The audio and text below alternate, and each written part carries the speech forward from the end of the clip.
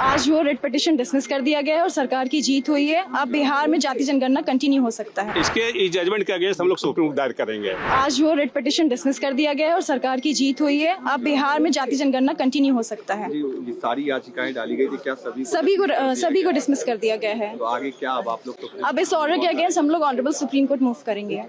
ये जो आप लोगों ने दलील दिया था 500 करोड़ रुपए का जो वेस्ट जी जी जी, उसको लेकर आज क्या हाईकोर्ट अभी रीजन कुछ भी डिक्टेट नहीं किया है, बस एक शब्द में बोला गया है कि पिटीशन डिसमिस कर दिया गया है।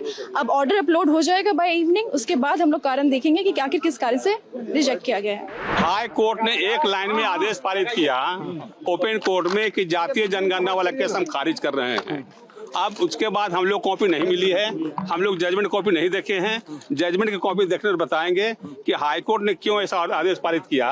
जब हाईकोर्ट ने पहले आदेश पारित किया था कि स्टेट को कॉम्पिटेंस नहीं है कास्ट में सर्वे करने का, एक तरह से सेंसस कर रही है। अब हाईकोर्ट का क्या जजमेंट आया, जजमेंट पर देखेंगे।